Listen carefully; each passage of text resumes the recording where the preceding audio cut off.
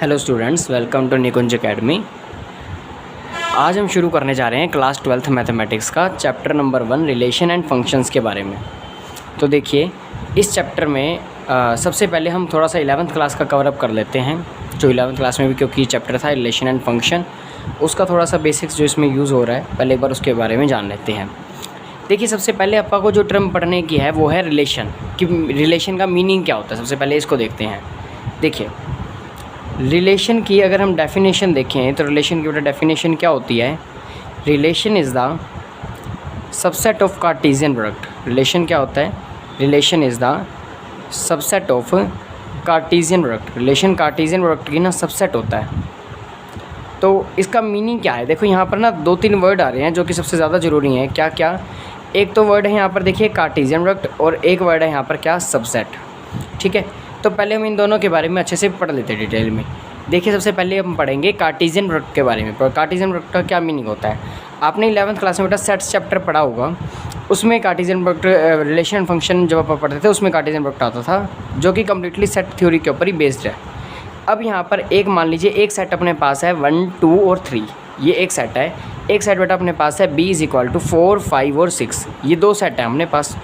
मैंने कहा आपने क्या करना है, इन दोनों सेट की ना कार्टेशियन प्रोडक्ट करनी है। कार्टेशियन प्रोडक्ट का मीनिंग क्या है? A क्रॉस B करनी है। देखिए बेटा, A क्रॉस B कैसे कर सकते हैं? आपका को A क्रॉस B करने के लिए ना यहाँ पर क्या निकालने पड़ेंगे इसके। देखो, फर्स्ट जो है सेट का पहला एलिमेंट दूसरे सेट के पहले एलिमेंट के साथ में ऑर्डर्ड पेयर के रूप में अटैच रहेगा। पेयर बनेंगे यहाँ पर। कैसे पेयर बनेंगे? ऑर्डर्ड पेयर बनेंगे। ऑर्डर्ड पेयर आप लोगों ने +1 में ही पढ़ लिए थे, तो एक बार देख लो अगर नहीं पढ़े हुए तो। ऑर्डर्ड पेयर अपा x, y की फॉर्म में लिखा करते हैं, जिसमें x तो पहले वाले सेट से आता है और y दूसरे वाले सेट में से आता है। इस तरह हमें भी इस तरह से पेयर बनानी है। देखो, पहले पेयर बनेगा बेटा 1 का 4 के साथ, तो 1 4 आ गया। फिर 1 का 5 के साथ, तो 1 5 आ गया। फिर 1 का 6 के साथ, तो 1 6 आ गया। फिर 2 का 4 के साथ, ऐसे ही बेटा 2 का 5 के साथ, 2 का किसके साथ, 6 के साथ भी। सेम एज द 3 का बेटा अटैच करो, 3 का 4 के साथ, 3 का 5 के साथ, फिर 3 का 6 के साथ। इस तरह से बेटा क्या है कि हमने 1, 2 और 3 सभी एलिमेंट्स को 4, 5 और 6 के साथ अच्छे से अटैच करा के दिखा दिया यहाँ पर, जैसे आप देख सकते हो। तो ये तो बेटा आई है A क्रॉस B, यानी कि A क्रॉस B की क्या आई है, ये कार्टेशियन प्रोडक्ट आई है। अब देखिए ज़रा, जैसे ही आप यहाँ पे A क्रॉस B कैलकुलेट कर लेते हैं, तो आप इसमें देखोगे कि इसमें कितनी संख्याएँ हैं, मतलब इसमें कितने एलिमेंट आए हुए हैं। आप एक बार चेक करो, 1 2 3 4 5 6 7 8 9, तो यहाँ पर 9 एलिमेंट आए हुए हैं।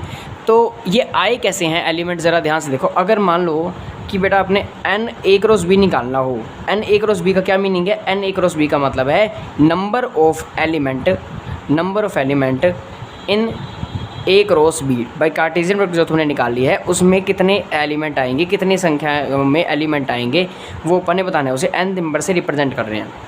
तो देखिए, इसका एक जनरल फॉर्मूला है n A क्रॉस B का बेटा फॉर्मूला क्या होता है, NA इंटू में NB। क्या फॉर्मूला होता है? NA इंटू में NB। ये number of element A cross B में निकालने का बहुत साधारण फॉर्मूला है। NA इंटू में NB करके निकाल सकते हैं हम इसको। जैसे अगर मान लीजिए बेटा ये ऊपर वाला ही सेट ले लेते हैं, तो इस सेट में कितने एलिमेंट थे? इस सेट में आप कहोगे सर 3 एलिमेंट है। इस सेट में कितने एलिमेंट है? 3 एलिमेंट है।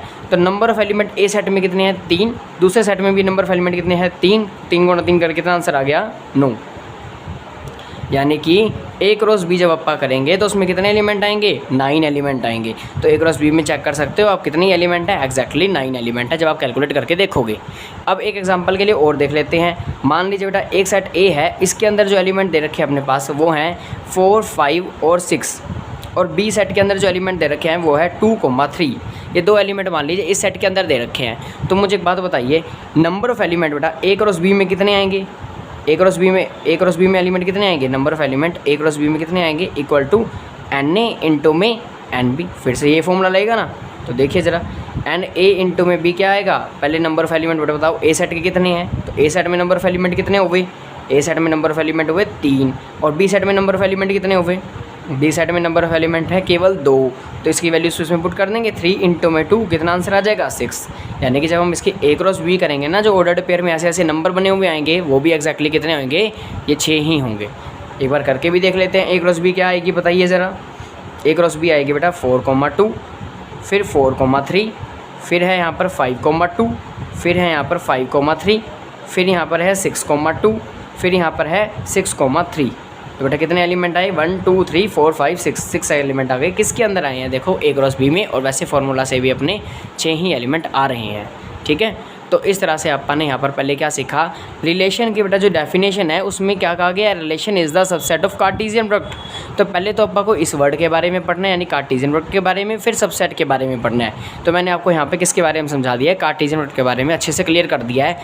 अब हम समझेंगे सबसेट के बारे में। चलिए देखिए, हाँ जी देखिए, तो अब हम पढ़ते हैं सबसेट के बारे में। देखिए तो इसमें क्या बताया गया सबसेट में, अगर हमें सबसेट की डेफिनेशन बतानी है तो सबसेट को कुछ नहीं, बस एक सेट के आगे जो सब पार्ट्स कर देते हैं ना हम, उसी को बोल देंगे हम सबसेट। देखिए क्या होता है, सबसेट बनाने कैसे हैं। सबसे पहले मान लीजिए आपके पास एक सेट है ए सेट के अंदर क्या दे रखा है 1,2। मान लिया जाए कि मान लो मुझे इसके सबसेट बनाने हैं, और भी सबसेट बनाने हैं, मतलब इस सेट के आगे सब पार्ट बनाने हैं। तो क्या करेंगे, ध्यान से देखना ज़रा। उसके लिए सबसे पहले कुछ ज़रूरी बातें हैं जो आपको नोट करनी है। पहली इंपॉर्टेंट बात क्या है कि phi is the subset of every set. Phi is the subset of every set, मतलब आप किसी भी सेट के जब आप सबसेट बना रहे हैं ना, तो उसमें सबसे इम्पोर्टेंट बात क्या है कि फाई तो हर एक का सबसेट होएगा ही होएगा। ये बात क्लियर है बिल्कुल। दूसरी बात क्या है बेटा, दूसरी बात है every set is the subset of itself. Every set is the subset of itself, मतलब हर सेट अपने आप का सबसेट जरूर होएगा। Every set is the subset of itself, ये दूसरी बात है, और ये बात काफ़ी इंपॉर्टेंट है। पहली बात क्या, phi is the subset of every set, दूसरा every set is the subset of itself. तो हम क्या करेंगे, जैसे ही अपने पास ये फाई और ये वाला जो आया है every set is the subset of itself, अब इसका सबसेट बना कर देखते हैं। देखिए कैसे बनाएंगे। यहाँ पर क्या दे रखा है, यहाँ दे रखा है 1,2, तो इसका सबसेट क्या क्या होंगे देखिए। पहले तो होगा फाई एग्जैक्टली, फिर every set is the subset of itself, मतलब हर सेट अपने आप का भी सबसेट होता है। तो ये जो 1 2 है ये भी इसी के अंदर आ जाएगा। ठीक है, फिर ये 1 लिखेंगे अलग से, इंडिविजुअली लिखोगे इसको 1, फिर लिखेंगे 2 करके। तो कितने सबसेट हो गए, इसके कितने सबसेट हो गए, टोटल 4 सबसेट हो गए, 1 2 3 और 4। ये अपन ने 11th में सीख लिए थे। अब देखिए यहाँ पे number of element A set में मुझे बताना एक बार कितने हैं। नंबर ऑफ़ एलिमेंट बेटा ए सेट में कितने हैं 2। यहाँ पर तो आपको पता ही है कि एक सेट के अंदर ये n लगा दिया जाता है ना, जहाँ पर इसका मीनिंग है कि नंबर ऑफ़ एलिमेंट आप कैलकुलेट कर रहे हो उसी सेट के कितने हैं 2 हैं। अब आपने क्या निकालने हैं, इसके सबसेट निकालने हैं। लेकिन अगर मैं मान लो कि बिना इसको निकाले क्या मैं बता सकता हूँ कितने एलिमेंट आएंगे सेट में, तो बिल्कुल बता सकते हैं। कैसे, आपके पास एक फार्मूला होता है नंबर ऑफ़ सबसेट निकालने का। किसका फार्मूला है, नंबर ऑफ़ सबसेट निकालने का फॉर्मूला है 2 की पावर n। ध्यान रखिएगा क्या फॉर्मूला होता है 2 की पावर n। n क्या रिप्रेजेंट करता है, नंबर ऑफ़ एलिमेंट्स को जो रिप्रेजेंट करेगा वो कौन करेगा, n करेगा रिप्रेजेंट। ठीक है, तो मान लीजिए बेटा एक सेट A है अपने पास, और इस सेट के अंदर कितने एलिमेंट है 1, 2, 3, 3 एलिमेंट हैं। तो आपने क्या करना है, फाइंड नंबर ऑफ़ सबसेट। क्या बताने हैं आपने, नंबर ऑफ़ सबसेट बतानी है। तो बताइए क्या आएंगे नंबर ऑफ़ सबसेट। तो आप कहोगे सर 2 की पावर n फॉर्मूला है, 2 की पावर n की वैल्यू क्या है 3, क्योंकि नंबर ऑफ़ एलिमेंट इस सेट में बेटा कितने हैं 3 एलिमेंट है ना, संख्या गिन लो कितनी है इसमें, 2 की पावर 3 कर दो, कितना आंसर आ गया 8। यानी कि जब मैं इसका सबसेट बनाऊंगा तो कितने सबसेट होंगे, टोटल 8 सबसेट होंगे। ठीक है, तो इस तरह से अपना नंबर ऑफ़ एलिमेंट निकाले जा सकते हैं। देखिए अब आगे, हाँ जी देखिए अभी तक हमने सबसेट के बारे में भी पढ़ लिया है और कार्टेशियन प्रोडक्ट के बारे में भी पढ़ लिया है। अब हम किसके बारे में पढ़ने जा रहे हैं, रिलेशंस के बारे में पढ़ने जा रहे हैं। तो देखिए रिलेशन क्या होता है, मैंने आपको पहले ही बताया है, relation is the subset of Cartesian product. Relation किसका सबसेट होता है, कार्टेशियन प्रोडक्ट का सबसेट होता है। यानी कि जो अपन ने A क्रॉस B निकाली थी ना, इसी के ही अगर मैं दोबारा सबसेट बनाने शुरू कर दूँगा ना, तो उसी को क्या बोल देंगे अपन, रिलेशन से ही। ठीक है, तो ज़रा ध्यान से देखिएगा। मान लीजिए कि आपके पास एक सेट में एलिमेंट है 1 2 3, और यहाँ पर आपके पास एलिमेंट है 4, 5।